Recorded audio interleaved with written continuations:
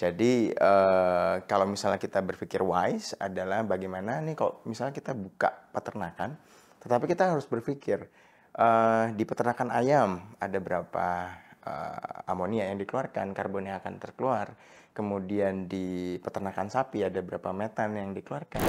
Jika lingkungannya kita mendukung, kemudian hama penyakitnya juga aman, mungkin orang-orang lebih tertarik kembali bahwa oh ini adalah usaha yang menjanjikan. Oh ini kita bisa memberikan pangan untuk manusia-manusia lainnya. Kita tidak hanya memikirkan diri kita sendiri dengan konsep urban farming dan sebagainya.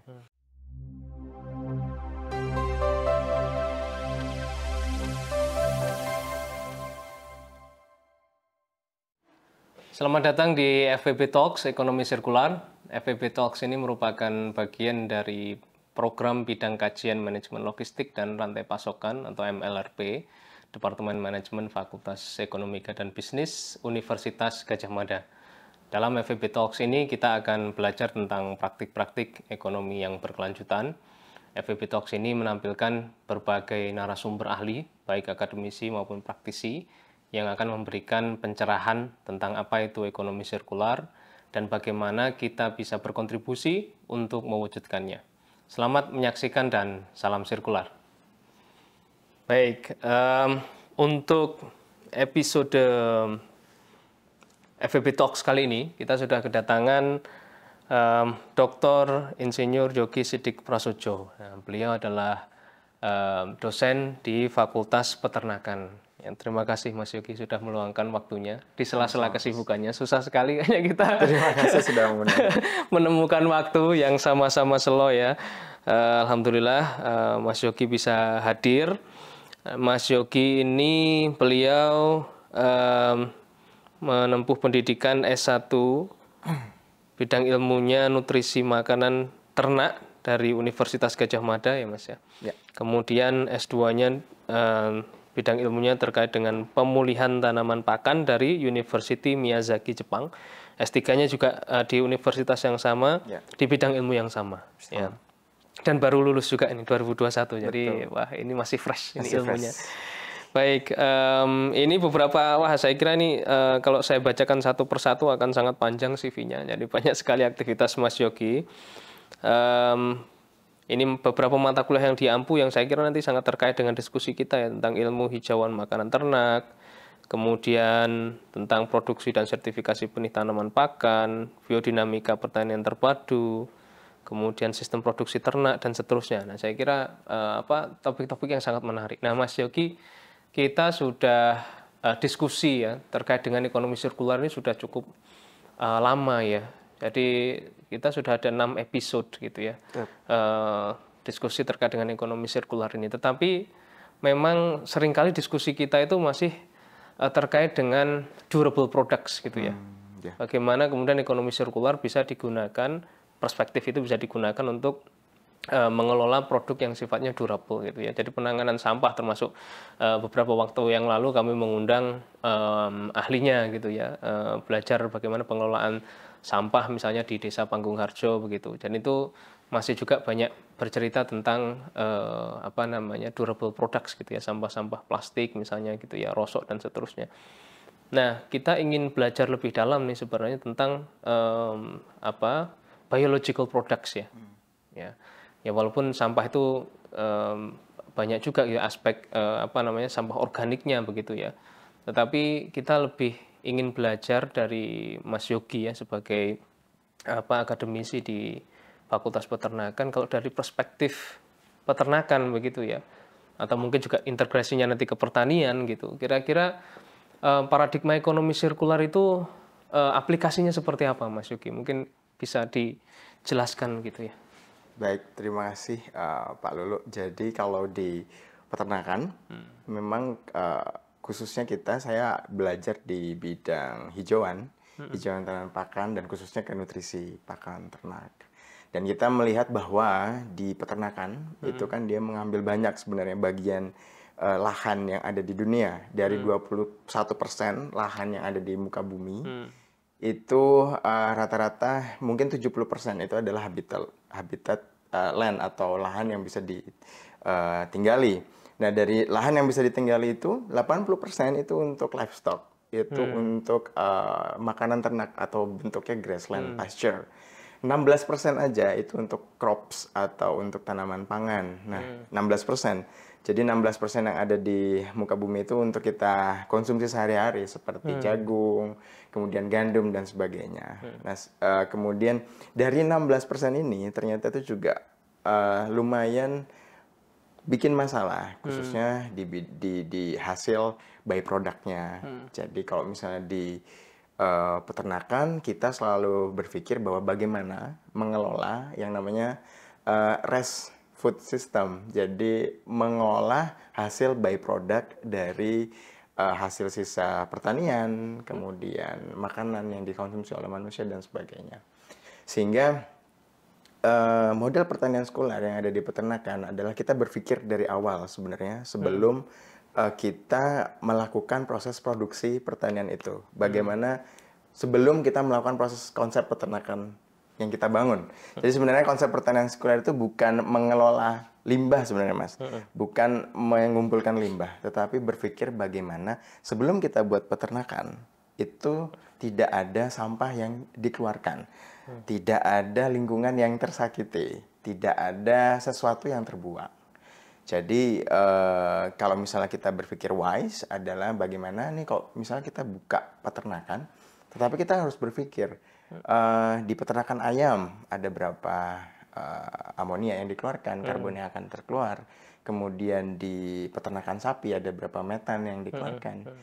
Kemudian sapi nanti butuh makanan ternak, berapa pupuk yang dikeluarkan, kemudian berapa sampah atau limbah yang dikeluarkan. Nah, itu kita harus berpikir sebelum kita membuat usaha peternakan atau usaha pertanian itu tadi. Sehingga konsep pertanian sekuler itu sudah ada semenjak kita ingin menciptakan peternakan dari pakannya. Gitu. Dari pakan kemudian sampai ke ternaknya, Mas. Jadi kalau misalnya mungkin nanti akan saya ceritakan sedikit tentang bagaimana kita membangun konsep pertanian sekuler itu di desa binaan yang saat ini kami sedang lakukan. Oke, menarik, Mas. Sebelum ke situ nih, ini menarik tadi yang disampaikan Mas Yogi ya terkait dengan apa namanya produk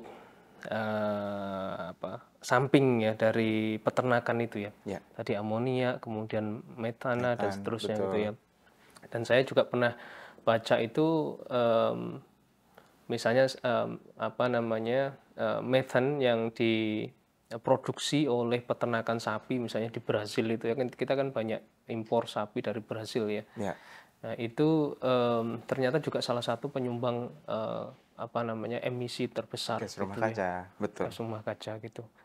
Nah, itu kalau di Indonesia kira-kira seperti apa, Mas? Seberapa seberapa baik gitu awareness dari masyarakat gitu, dan tentunya ya kita tetap masih membutuhkan itu ya, walaupun sekarang juga teknologi berkembang, sebagian peneliti mencoba untuk menciptakan plant-based meat dan seterusnya, tetapi kan tentu ya akan berbeda gitu. Betul. Ya, menurut Mas Yogi seperti apa itu, Mas, kalau di Indonesia? Iya, Mas, kalau di Indonesia itu kan karena memang peternakan sapi terutama ruminansia itu tadi banyak dikelola oleh masyarakat. Jadi masih menengah ke bawah ya untuk mengolah sapi. Jadi sapi itu sebagai rojokoyo atau simpanan dari orang-orang, dan mereka rata-rata menanakkan sapi itu di dalam kandang. Jadi di rumah begitu ya, dengan kepemilikan mungkin 2 sampai 3 ekor saja. Jadi sebenarnya, Mas, kalau misalnya dikandangkan itu mereka sudah mengelolanya cukup ramah lingkungan.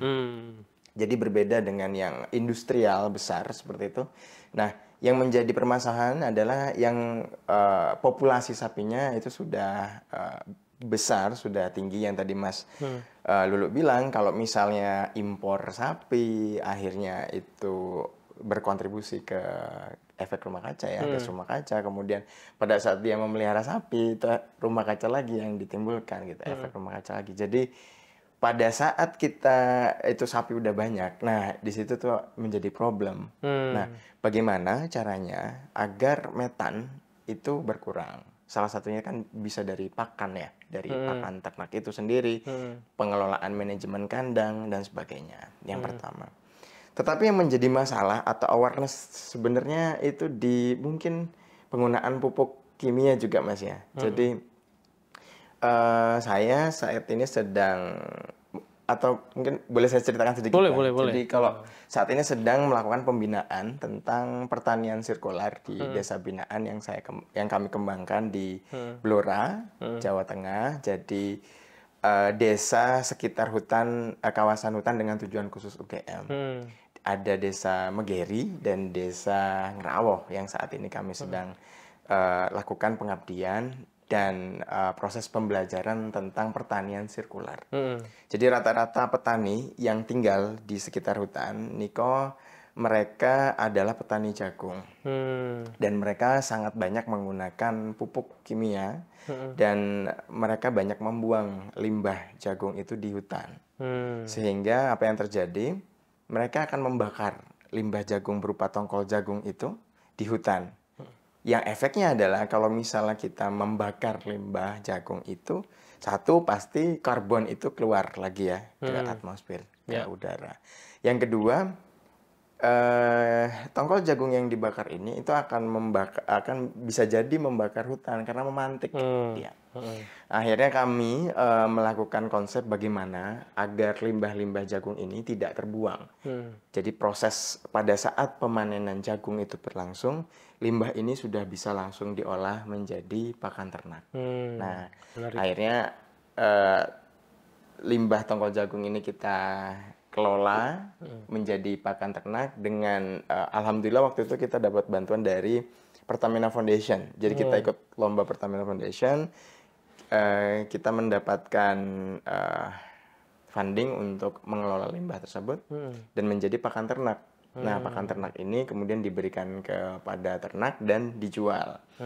Jadi limbah yang sebelumnya dibakar dan tidak tahu mau dibuat apa, akhirnya sekarang bisa dijual dan jadi berkah buat orang-orang pada saat musim kering. Jadi misalnya musim kering itu tidak ada lagi hijauan yang bisa dimakan oleh ternak. Nah, sekarang dia bisa memanfaatkan tongkol jagung itu untuk dimakan ternak. Kalau misalnya musim kering bisa dipakai.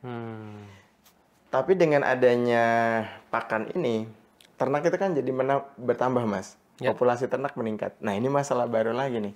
Populasi ternak meningkat, limbah kotorannya itu juga jadi meningkat. Nah, ini kita harus pikirkan nih. Limbah kotoran meningkat berarti kita harus kembalikan lagi ke tanah. Nah, sehingga limbah yang kita hasilkan dari pakan ternak oleh domba-domba yang kita beri pakan, itu kita kembalikan lagi ke lahan jagung milik petani. Yang biasanya petani itu menggunakan pupuk ayam atau kotoran ayam atau pupuk kimia. Nah, sekarang coba kita lakukan perubahan menggunakan pupuk domba, pupuk kotoran domba. Sehingga, nah itu pertanian sirkular yang kita coba kepada petani bagaimana mengelola limbah jagung dan memanfaatkan kotoran domba untuk dikembalikan lagi ke lahan jagung yang dimiliki oleh petani, sehingga harapannya hasilnya lebih meningkat, kemudian lebih bagus untuk tanah dan tidak ada cemaran yang dikeluarkan gitu ya ke udara, ke lingkungan. Itu Mas, pertanian sirkular salah satu contoh pertanian sirkular di bidang peternakan skala mikro yang coba kita kembangkan di desa binaan yang kita miliki. Gitu. Menarik sekali itu. Artinya sudah sudah dicoba bahwa limbah yang semula hanya dibuang saja itu ternyata bisa menjadi pakan ya. Betul. Bisa menjadi pakan. Baik. Nah, kalau tadi terkait dengan gas metana tadi ya, apakah betul itu lebih bahaya dibandingkan karbon dioksida ya? Kalau saya sempat membaca efeknya ke rumah kaca itu ternyata lebih besar. Nah, itu. Betul nggak Mas itu? Jadi kalau yang membuat kenapa dinamakan efek gas rumah kaca gitu ya Mas? Karena kita ngerasa tinggal itu kayak ada di dalam rumah kaca. Jadi panas banget. Kalau di dalam rumah kaca itu panas banget Mas. Jadi saya kan kerjanya di dalam rumah kaca terus ya waktu di Jepang. Jadi di dalam rumah kaca itu memang sangat panas sekali. Dan udara itu cuma ngumplak gitu ya di dalam rumah kaca. Apa ngumplak ya bahasa Indonesia? Cuma di sekitar situ aja di dalam gitu ya. Jadi dan itu pengap gitu di dalam rumah kaca tuh pengap, nggak ada udara. Nah itu climate change itu seperti itu kesannya, panas dan kita sulit untuk mendapatkan oksigen. Nah, yang menyebabkan efek rumah kaca itu kan tidak hanya karbon ya Mas ya, tetapi ada lain-lainnya. Ada H, ada N, itu gabung itu. Ada C, ada N, ada H. Tetapi yang kemudian ada di udara lama itu kan C dan N ya. Nah, kemudian C, N, H itu lama di udara sehingga mereka lama dan untuk kembali lagi ke tanah itu prosesnya lama, butuh waktu sekian tahun. Nah, sehingga kenapa metan itu berbahaya sebenarnya, Mas? Kenapa kok peternakan itu berbahaya sebenarnya adalah di sustainability-nya, di keberlanjutannya. Kalau di peternakan itu kan dia tiap hari menghasilkan metan, dia tiap hari menghasilkan gas. Sapi itu ya, Mas ya. Sapi ngentut itu kan tiap hari ya. Jadi dia mengeluarkan gas itu kan tiap hari. Kalau misalnya mungkin mesin kan bisa berhenti. Mesin bisa dihentikan, kemudian mungkin bisa dihemat gitu ya. Tetapi kan kalau peternakan itu di sustainnya. Di sustainnya dia terus menghasilkan gas. Mungkin sedikit sebenarnya Mas. Gas metan yang dikeluarkan oleh sapi, oleh bidang peternakan. Tetapi karena sustain itu tadi, tiap hari dikeluarkan, akhirnya lama-lama terakumulatif. Nah, tetapi sebenarnya tidak hanya di sapinya saja, tetapi di seluruh supply chain-nya itu tadi, karena yang pakan ternaknya, menghasilkan rumputnya, menggunakan pupuk kimia, menjual dagingnya, kotorannya dan sebagainya itu akhirnya terakumulatif dan kemudian peternakan menjadi salah satu yang menyumbang di climate change dan itu menjadi PR kita yang ada di peternakan bagaimana untuk mengurangi efek pemanasan global ini yang dihasilkan dari peternakan gitu. Kalau misalnya begitu kenapa akhirnya metan itu menjadi bahaya karena sustain itu tadi. Karena tiap hari dikeluarkan, apalagi kalau banyak, ya kan? Nah, itu. Iya, karena kalau seperti di Brazil itu udah peternakannya skala besar kan gitu ya. Skala besar. Ya, di New Zealand juga itu ya. Betul, di yang daerah-daerah maju ya Mas ya, negara-negara maju kan mereka sudah pasture, sudah digembalakan begitu kan banyak. Dan dalam skala yang nggak sedikit Mas, pada saat saya kerja di Australia di Darwin, itu satu peternakan itu areanya bisa 2 kali luas Yogyakarta. Nah, itu isinya 8 orang manusia, 8 orang saja, tetapi sapinya itu banyak, lebih banyak sapi daripada manusianya.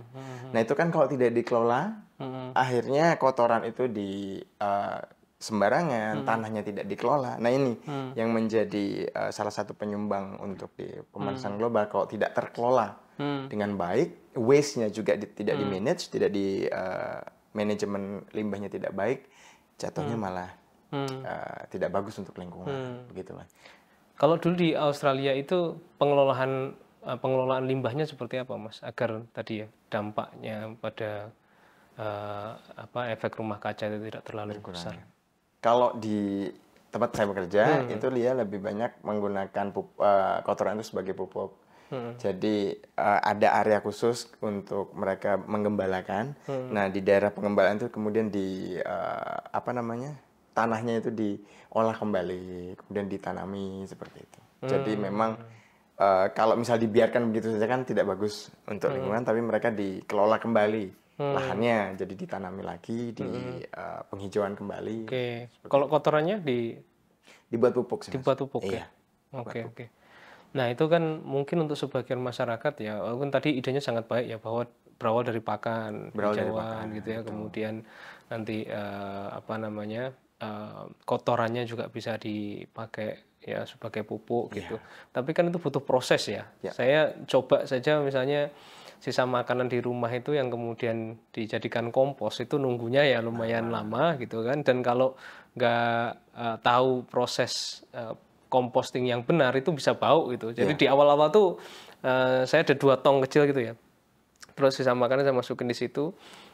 Terus lupa harusnya ditaburin ini ya, apa namanya, semacam merang atau apa gitu ya untuk mengurangi baunya gitu. Wah itu di awal-awal tuh ternyata karena kita baru belajar ya, baunya luar biasa, lalat tuh masuk ke situ dan seterusnya gitu.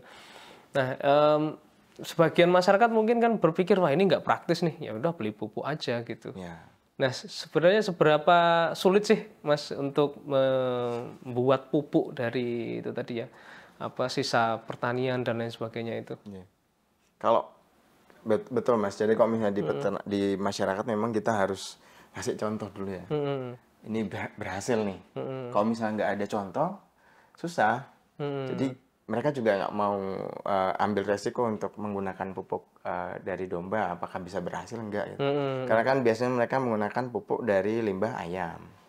Sehingga kita perlu demplot khusus memang untuk melakukan penanaman intercropping, kemudian apa namanya pengaplikasian kotoran domba gitu di demplot itu yang kita miliki, sehingga itu yang menjadi PR memang di masyarakat. Seberapa lama sebenarnya membuat pupuk? Sebenarnya pupuk itu bisa langsung dimanfaatkan ke tanah sebenarnya, tetapi memang kalau mau lebih bagus nutrisinya, lebih ditingkatkan lagi, kita harus mengolahnya.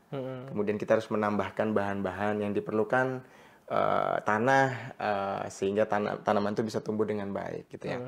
Jadi mungkin sebulan gitu ya kita sudah bisa mengelola, menampungnya di tempat pengolahan pupuk, kemudian kita manfaatkan pupuk ini untuk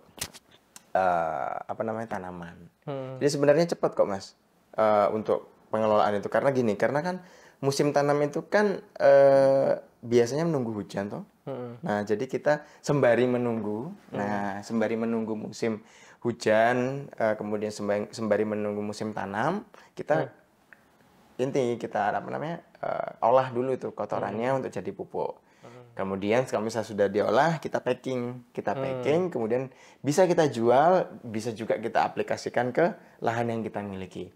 Tapi karena ini masih penelitian, masih konsep penelitian, dan kita mencoba untuk menghitung berapa karbon dan nitrogen yang dimanfaatkan tanaman dan yang keluar ke lingkungan, sehingga kita harus memisahkan nih yang harus dijual mana dan yang harus dikembalikan lagi ke tanah yang mana. Nah ini coba akan kita cobakan bersama teman-teman di Pertamina Foundation dan beberapa fakultas lainnya untuk mengembangkan ini.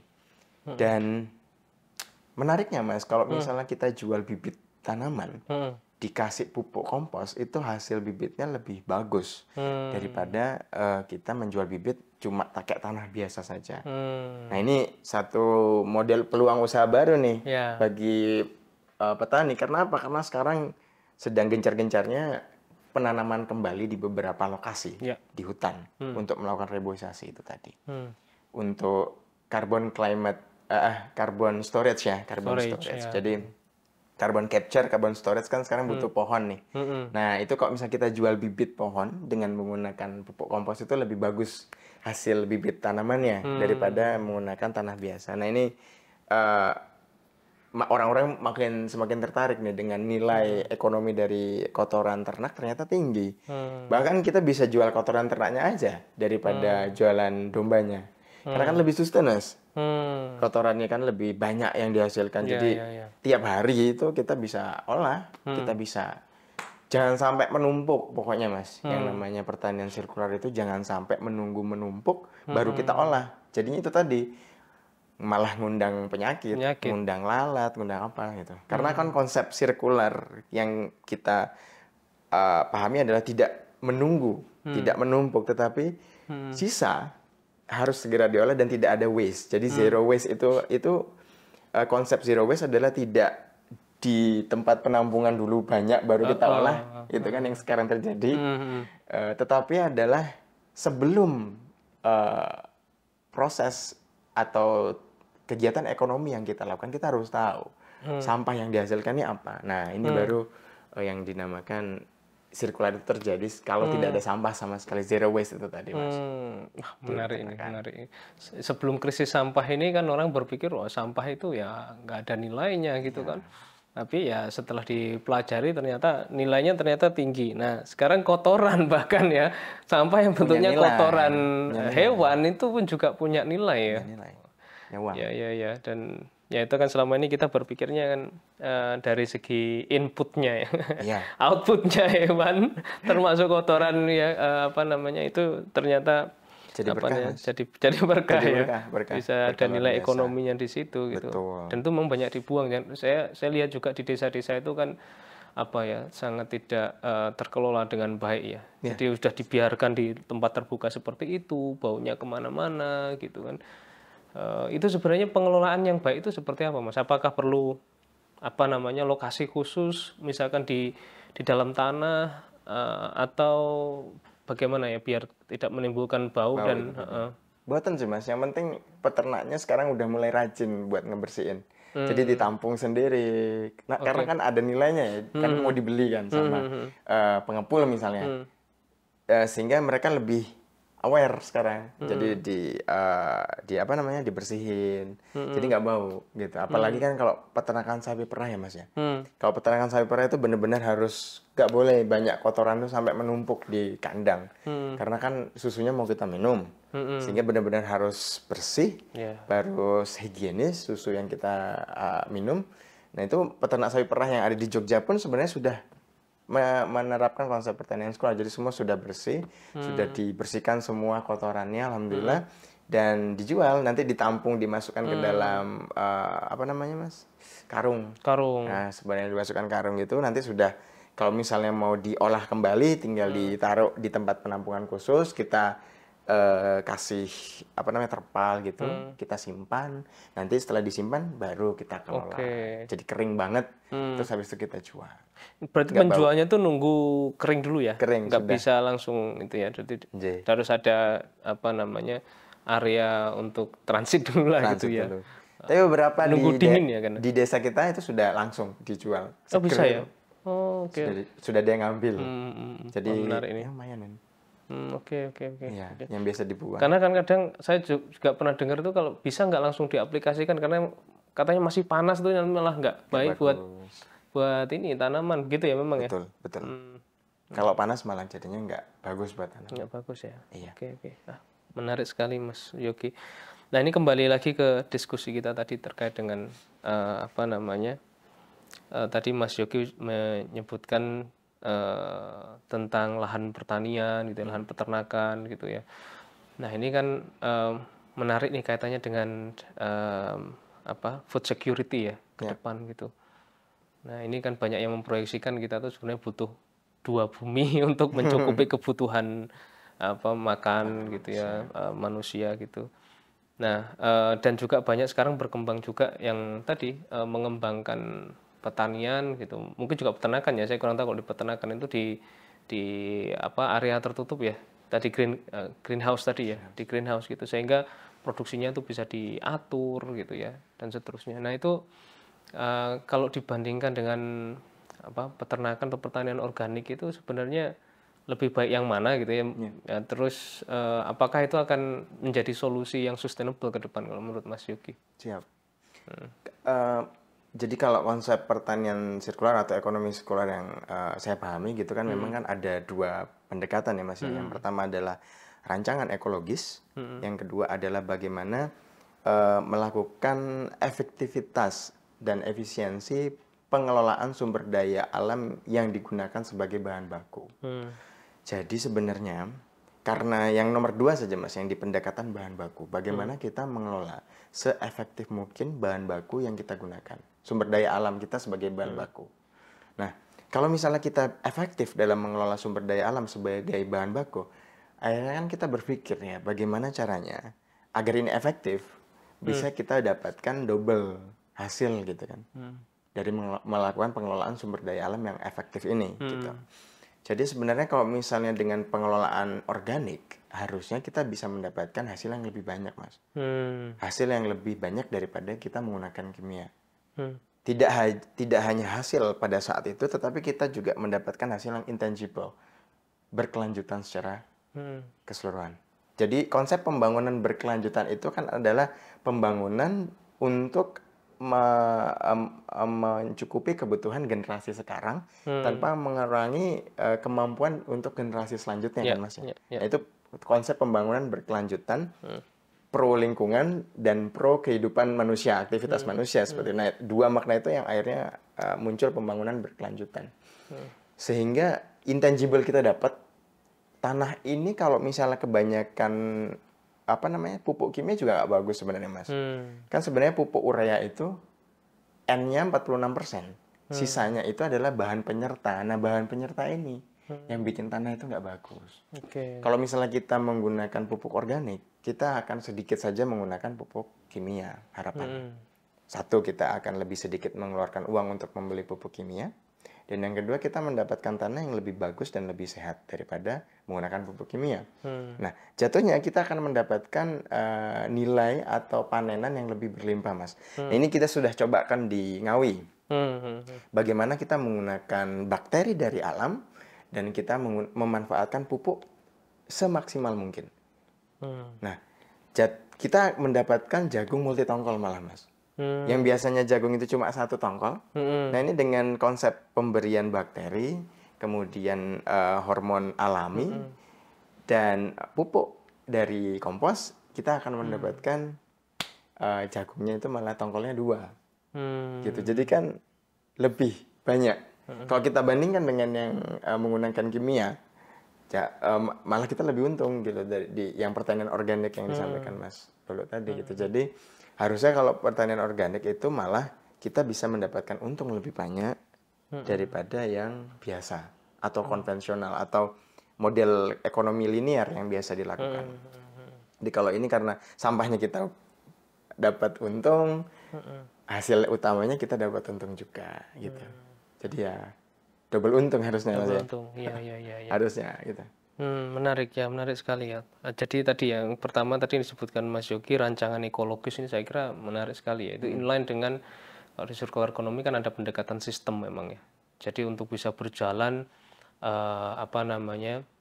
dengan skala besar gitu ya. Apalagi sebuah negara, kita kan juga beberapa waktu yang lalu kan UNDP dan kementerian itu kan juga melakukan studi itu kita potensi ekonomi kalau kita bertransisi ke ekonomi sirkular itu kan sangat besar gitu ya. Tapi kan itu tadi memang butuh desain sistem yang tidak mudah gitu ya. Nah, terkait dengan rancangan ekologis ini, kalau kita lihat misalnya tadi dari pakan berarti kan di aspek pertaniannya ya. Nah, kita juga bisa melihat lahan kita itu sebenarnya kan lahan pertanian kita tuh masih banyak yang bisa dioptimalkan ya. Banyak. Tetapi kan kita untuk skala industri itu kayaknya masih belum masuk gitu. Karena kan lahan pertanian kita tuh sempit-sempit dan terkadang tidak harmoni gitu. Jadi nanti yang satu petak ini jagung, satu petak cabai, satu petaknya padi dan seterusnya gitu.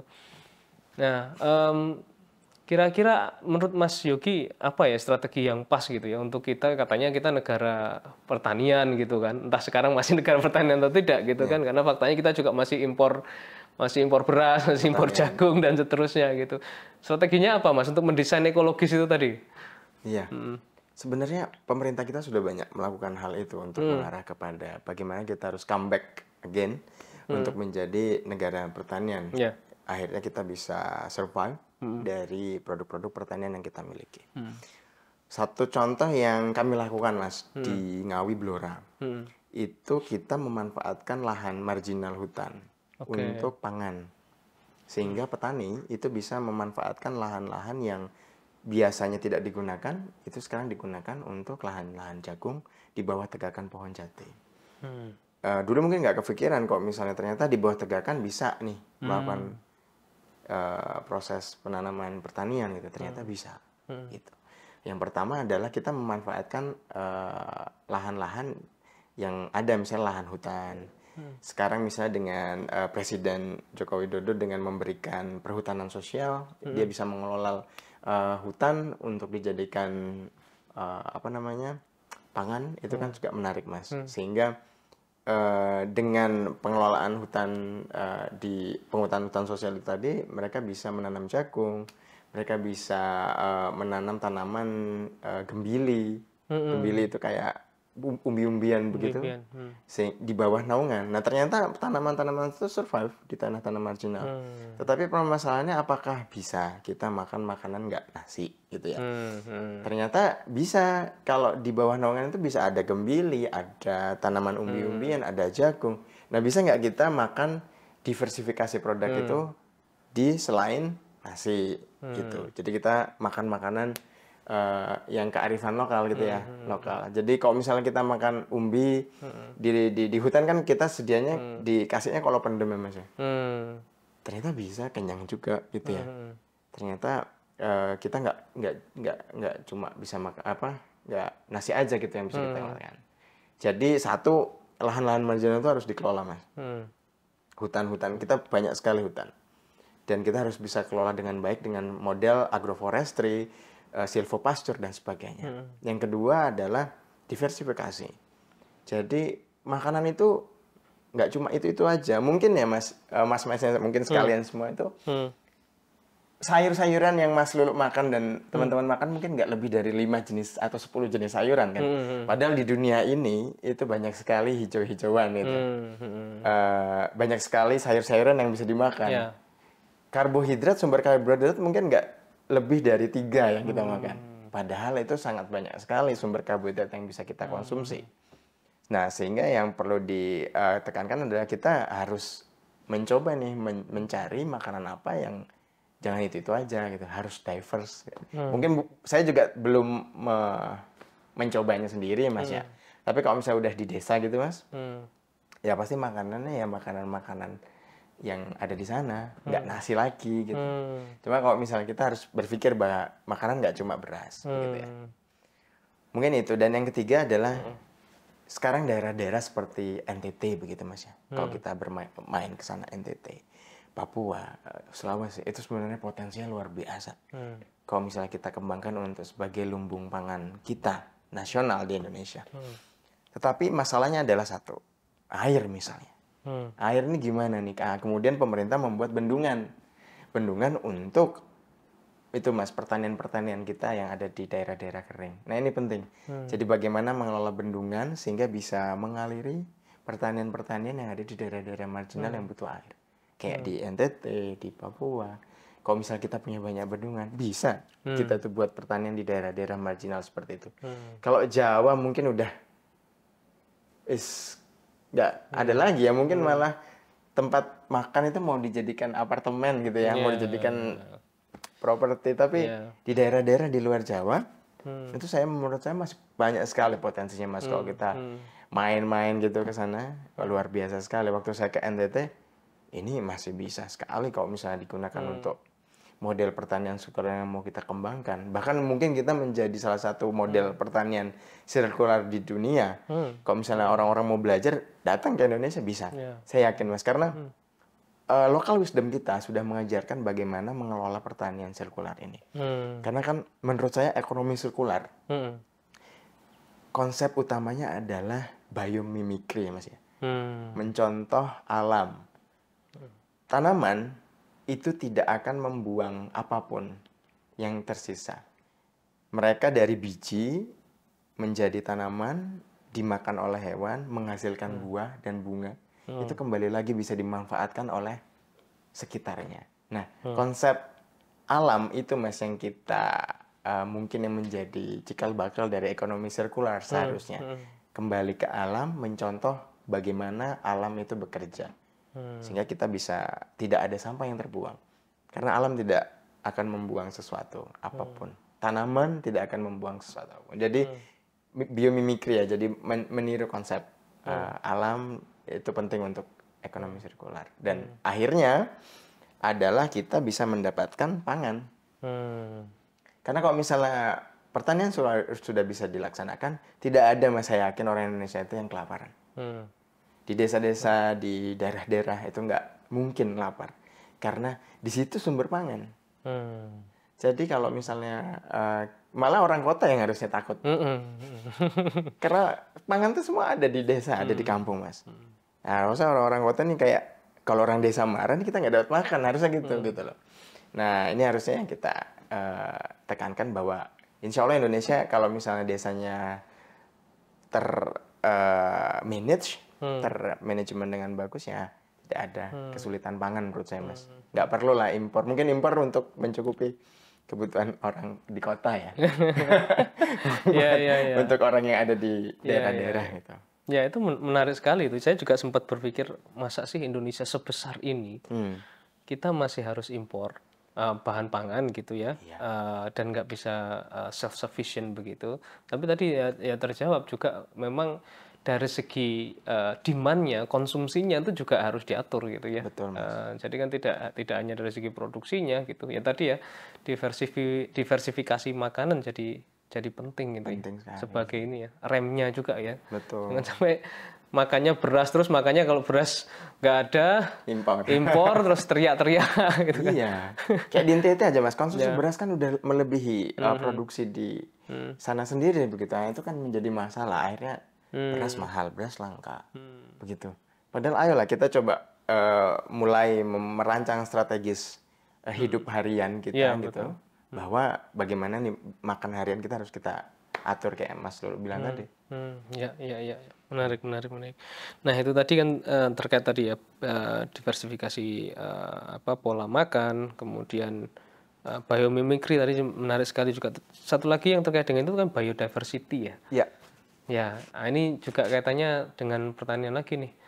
Nah, apakah kalau menurut Mas Yogi biodiversity itu mungkin dilakukan at the same time kita masih butuh lahan untuk pertanian? Terkadang kan, dan ini terjadi juga nih, saya kira di Indonesia dan juga di negara lain seperti Brasil lagi-lagi contohnya, karena mereka pertanian dan peternakannya luar biasa berkembang ya, sampai mereka nebang hutan Amazon kan gitu. Nah, sehingga itu mengurangi biodiversity gitu. Nah, kalau menurut Mas Yogi strateginya seperti apa gitu kalau dari segi pertanian dan peternakan itu biar hand in hand sehingga tidak mengorbankan biodiversity gitu? Iya. Jangan nebang pohon. Bisa ya berarti? Bisa harusnya. Jangan nebang pohon dan dulu mungkin Mas ya, waktu revolusi industri. Pada saat revolusi industri itu sudah mulai banyak orang menanam tanaman tapi monokultur. Monokultur itu adalah hanya terdiri dari satu jenis tanaman. Di model ekonomi sirkular, pertanian sirkular, itu bukan monokultur lagi, tetapi kita sudah mulai intercropping. Sudah mulai bagaimana berpikir bahwa dalam satu lahan itu tidak hanya satu. Itu tumpang sari itu beda? Tumpang sari kalau di Indonesia. Ya? Tumpang sari. Jadi intercropping. Nah, tumpang sari yang ada di Indonesia ini penting Mas. Nah, itu adalah salah satu ekonomi sirkular yang harus dilakukan. Karena satu, selain kita mendapatkan double hasil, yang kedua kita bisa melindungi lingkungan. Kita bisa melindungi lingkungan. Kalau misalnya contohnya, yang satu ditanami tanaman yang bisa memfiksasi nitrogen, tapi yang satunya tidak. Nah, akhirnya tanah yang seharusnya tanah yang kalau di monokultur tidak bisa, tapi di tumpang sari bisa memfiksasi N akhirnya, dan akhirnya tanahnya lebih bagus. Yang kedua, yang ketiga, dengan adanya pola tumpang sari dan atau intercropping ini, itu mengurangi hama atau penyakit tanaman. Dia lebih aman dan lebih terjaga kalau menggunakan pola intercropping ini. Nah, ini penting untuk biodiversity, tidak hanya biodiversity tanaman, tetapi biodiversity hewan-hewan lainnya juga. Serangga, lebah, dan sebagainya. Bakteri bahkan harus kita pikirkan. Nah, itu termasuk biodiversity. Sehingga kalau misalnya kita membuat pertanian atau ekonomi sirkular yang kaitannya dengan peternakan dan pertanian, itu tidak hanya sekedar bagaimana menghasilkan produk pertanian, nah tetapi bagaimana memberikan ekosistem services. Bagaimana menghasilkan biodiversity lainnya di sekitar area tempat kita melakukan proses pertanian dan peternakan. Kalau misalnya kita intercropping, Mas, serangga, lebah itu datang, kemudian kupu-kupu itu datang, kemudian tanaman-tanaman lainnya juga bisa tumbuh. Nah, akhirnya biodiversitas itu meningkat. Sehingga kalau misalnya kita monokultur, ya itu tadi akhirnya terjadinya proses degradasi, pengurangan biodiversity, gitu loh. Kalau misalnya kita nggak serius mengurus pertanian, akhirnya karena orang maunya cuma ini makannya, akhirnya tanaman-tanamannya nggak usah ditanam, gitu. Contohnya mau makan kacang cuma kedelai aja taunya. Padahal di Indonesia kita punya koro pedang, koro bengok, kita punya cipir dan sebagainya yang itu local wisdom atau tanaman-tanaman lokal. Nah, yang saat ini saya juga lakukan penelitian adalah bagaimana tanaman-tanaman lokal ini, kacang-kacang lokal ini menjadi raja di daerah kita sendiri. Ditanam oleh petani, ditanam oleh masyarakat, dikonsumsi oleh masyarakat Indonesia, dan dikelola oleh masyarakat. Bahkan kalau bisa kita ekspor legum-legum tanaman-tanaman lokal ini, Mas. Karena kan kalau kedelai itu kan sebenarnya susah ya, Mas, di Indonesia. Salah satu contoh kedelai. Sehingga kita harus perlu berpikir nih bagaimana caranya nanam kedelai, bagaimana caranya meningkatkan produksi kedelai, tetapi kita susah ke kedelai itu, sehingga kita harus ke kacang lokal. Nah, untuk meningkatkan biodiversitas, gunakan sumber daya lokal itu harus ditingkatkan, Mas. Jadi kacang-kacang lokal itu ditanam, kemudian bahkan gulma-gulma lokal itu kita harus sudah kelola. Jadi sekarang misalnya saya mengelola orok-orok. Nah, orang-orang dulu itu orok-orok dipakai untuk pupuk hijau, Mas, untuk mengurangi hama atau menjadi herbisida alami. Nah, kalau sekarang kan nggak dipakai lagi. Nah, itu yang harus kita mulai kembangkan lagi. Jadi yang orang-orang dulu punya old wisdom itu kita harus ini bisa nih kita pakai lagi. Jadi tidak hanya sekedar meningkatkan biodiversitas atau biodiversity dari lingkungan atau tanaman atau hewan, tetapi kita juga meningkatkan ekonomi yang kita lakukan. Begitu. Dia bisa. Harusnya bisa. Menarik. Dan itu tidak mengurangi produktivitas lahan ya? Harusnya. Tidak ya? Iya. Malah lahannya makin produktif. Untuk anak cucu kita ke depan lahan masih aman, nggak kering gitu. Kalau lahan udah kering, Mas, hara nggak ada, ya mau nggak mau buat bangunan. Tapi kalau misalnya lahan masih bisa ditanami untuk anak cucu kita ke depan, mereka masih melihat tanaman ini. Nah kan, salah satu biodiversity itu berkurang karena ada peningkatan suhu, Mas ya. Bertambahnya 1,5% suhu, 1,5 derajat, sekian mamalia itu akan punah. Tambah lagi sekian persen, mamalia itu akan punah. Tambah lagi sekian derajat, mamalia atau tanaman itu akan punah. Mungkin nanti anak-anak Mas Lu nggak tahu nih, hewan ini itu hewan, dulu pernah ada. Yang kayak sekarang kita kayak dinosaurus, dulu pernah ada. Jadi ya kita harus bisa menjaga bagaimana kebutuhan kita sendiri tercukupi, tetapi jangan sampai generasi kita yang ke depan tidak mampu untuk mencukupi kebutuhan mereka. Itu sih, Mas. Oke. Menarik nih. Saya sudah diingatkan udah 40 menit katanya. Wah, nggak kerasa. Nggak kerasa kita diskusi. Diskusinya sangat menyenangkan gitu ya. Ada dua hal lagi terakhir ya. Dua hal terakhir. Yang pertama adalah tadi kaitannya kembali lagi sedikit di awal ya, tapi masih kaitannya juga dengan pertanian dan peternakan gitu ya. Kan sekarang berkembang itu teknologi plant-based meat gitu ya. Sebagai alternatif agar orang tidak mengkonsumsi terlalu banyak daging karena itu dampaknya tidak baik untuk lingkungan gitu ya. Kalau tidak dikelola secara sirkular kan gitu ya. Nah, haruskah kita berpikir ke sana saat ini di Indonesia gitu, atau ya sebenarnya kita tidak perlu khawatir lah dengan peternakan kita gitu? Ya, ilmu pengetahuan berkembang ya, Mas. Jadi we cannot hold that. Jadi kalau misalnya ilmu berkembang, itu sesuatu yang menarik. Satu menarik dan kedua challenging. Jadi tantangan. Apakah kita harus beralih nih ke plant-based meat atau kita tetap seperti yang biasanya? Tetapi plant-based meat menjadi sebuah pilihan akhirnya. Dan menurut saya ya silakan saja. Itu banyak pilihan akhirnya yang bisa dimakan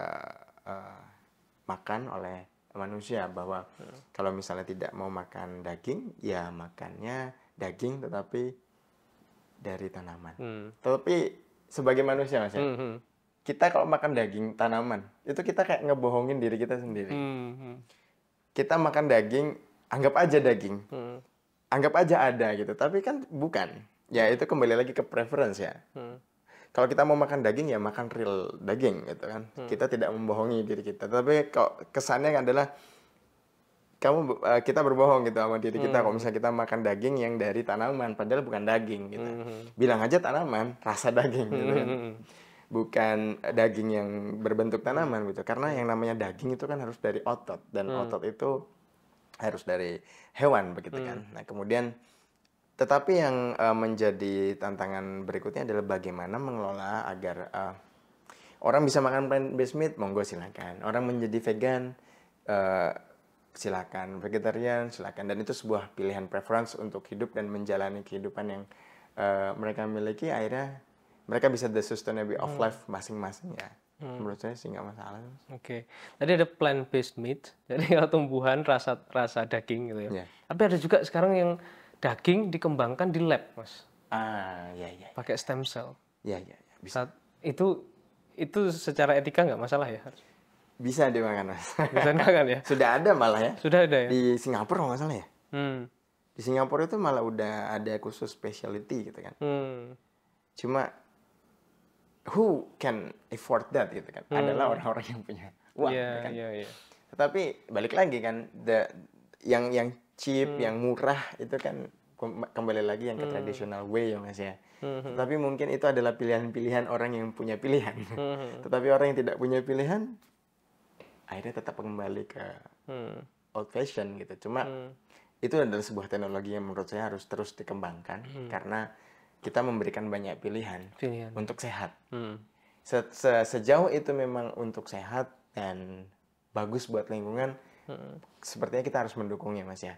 Jadi sehat dan lingkungan juga sehat, saya rasa itu penting. Tetapi kok misalnya jikalau old fashion masih kita kembangkan ya, saya menurut saya tidak ada masalah, tetapi lingkungan juga tetap ikut terjaga. Seperti itu sih. Oke. Nah, terakhir pertanyaan saya, kita kan sudah mengcover banyak hal ya, karena memang ya lagi-lagi kita bicara ekonomi sirkular itu kita bicara sistem gitu ya. Sistem ya berarti kita harus bicara banyak hal memang gitu, nggak cukup hanya satu masalah pakan atau masalah ternak dan lain sebagainya. Nah, sekarang pertanyaan saya terakhir itu kaitannya dengan masa depan pertanian dan peternakan ke depan gitu ya. Ya itu kalau kita lihat kan kita juga impor bahan makanan ya, termasuk sapi juga masih ya. Iya, Mas. Juga masih, kemudian bahan pertanian juga begitu. Sementara kita generasi kita, apalagi sekarang anak-anak Gen Z gitu ya, Gen Alpha gitu, yang lebih familiar dengan gadget, mungkin jarang ke sawah, lumpur-lumpuran di sawah gitu ya. Nah itu mereka mungkin tidak akan familiar dengan pertanian dan peternakan organik begitu, dan mengembangkan ke arah sana gitu. Karena buat mereka itu kan ya pekerjaan yang berat lah. Jadi petani dari dulu kita pekerjaannya berat gitu. Kita tidak terbiasa menggunakan teknologi ya traktor dan lain sebagainya. Mungkin ya sekarang mulai berkembang, tetapi lagi-lagi karena lahan kita sempit-sempit gitu kan. Jadi penghasilan dari pertanian pun juga tidak besar. Sehingga generasi kita ke depan gitu ya, mungkin tidak banyak yang akan terjun di dunia pertanian dan peternakan gitu. Apakah kita harus khawatir dengan itu? Dan kira-kira apa Mas? Kalau menurut Mas Yogi, perspektif Mas Yogi itu solusinya apa kira-kira gitu? Iya, khawatir. Karena sebagai penutup ya Mas ya. Jadi kembali lagi, populasi manusia di dunia semakin meningkat. Populasi di Indonesia juga ikut meningkat, tidak turun. Sehingga orang-orang perlu makan, orang-orang perlu energi untuk melanjutkan hidup, berpikir, dan menghasilkan uang untuk hidup. Sehingga hal yang paling penting adalah menyiapkan makanan mereka. Bagaimana mereka bisa makan agar perut tidak kosong dan bisa berpikir. Itu tugas kita di peternakan dan pertanian. Menjaga sustainability pangan manusia yang ada di muka bumi. Tetapi yang menjadi masalah adalah semakin banyaknya manusia di muka bumi, semakin mereka tidak memikirkan makanan mereka sendiri. Itu yang menjadi masalah. Sehingga kita kembalikan lagi ke mereka, bagaimana cara mereka mengelola makanan mereka sendiri. Akhirnya terciptalah urban farming, kemudian vertical farming, kemudian farming lain yang nggak kotor nih gitu, kayak autonomous watering dan sebagainya, berkebun di rumah dan sebagainya. muncullah gerakan-gerakan berkebun di rumah, ayo berkebun, mari kita urban farming dan sebagainya. Karena apa? Karena mereka mencukupi kebutuhan mereka sendiri, Mas. Tetapi yang dilakukan petani kita itu adalah mencukupi kebutuhan sendiri dan orang lain. Kalau misalnya kebutuhan sendiri sudah tercukupi ya mungkin aman lah ya masa kita. Tetapi bagaimana dengan yang tidak bisa melakukan urban farming? Nah, itu yang menjadi PR. Bagaimana kita kembali lagi mulai mendekatkan diri dengan teknologi di bidang pertanian dan peternakan. Sehingga gampang nih pertanian dan peternakan. Untungnya besar dan menjanjikan gitu kan. Nah, karena mungkin orang-orang anak-anak muda ini melihat Mas mbaknya ini kayaknya juga nggak mau, nggak bakal, nggak, no. Kamu aja gitu kan, mending beli kan. Nah, tetapi sekarang kita buat lebih dekat dengan teknologi. Semua itu bisa menggunakan teknologi dan menjanjikan yang penting Mas, menjanjikan dan bisa menghasilkan, gitu loh. Jangan salah, petani jagung Mas, itu uangnya lebih banyak mungkin daripada dosen. Dalam 1 hektar itu bisa menghasilkan berapa juta gitu kan. Gitu. Jadi sebenarnya usaha pertanian ini sangat menjanjikan kalau untuk sustainability of life gitu Mas ya. Tetapi kalau misalnya kita memang harus dekat dengan teknologi. Sehingga itu tadi, jika lingkungannya kita mendukung, kemudian hama penyakitnya juga aman, mungkin orang-orang lebih tertarik kembali bahwa oh ini adalah usaha yang menjanjikan. Oh ini kita bisa memberikan pangan untuk manusia-manusia lainnya. Kita tidak hanya memikirkan diri kita sendiri dengan konsep urban farming dan sebagainya. Tetapi kalau misalnya kita masih ragu lagi adalah, nah bagaimana kita berpikir itu tadi untuk menciptakan sawah di depan rumah kita sendiri. Karena bagaimana kita makan kalau misalnya kita nggak punya sawah, konsepnya seperti itu. Sehingga ya kalau besok nggak ada petani ya kita harus siap-siap di depan rumah kita sudah harus ada yang bisa dipanen, gitu kan. Jadi tapi kalau saya lihat malah Mas ya, orang-orang di Amerika begitu ya, orang-orang kayak Oprah. Oprah sekarang mereka berkebun, mereka memetik tanaman mereka sendiri. Semua dari halaman belakang rumah mereka begitu. Nah, mungkin itu yang kita harus konsep itu adalah ayo kita kalau misalnya generasi sekarang kan udah punya rumah nih. Nah, rumahnya itu kembangkanlah dengan kebun, kembangkanlah dengan tanaman-tanaman yang bisa dimakan dan sebagainya. Tetapi satu lagi, kita harus dekat dengan teknologi dan bagaimana membuat usaha pertanian ini lebih sustainable dan menjanjikan menurut saya seperti itu. Oke, terima kasih sekali Mas Yogi. Sama-sama. Ini sangat menginspirasi ya. Amin. Apa Buat saya yang juga, disampaikan luar biasa. Kita banyak sekali belajar dari Mas Yogi pada kesempatan sore hari ini. Demikian episode FEB Talks Ekonomi Sirkular kali ini. Semoga bermanfaat untuk kita semua.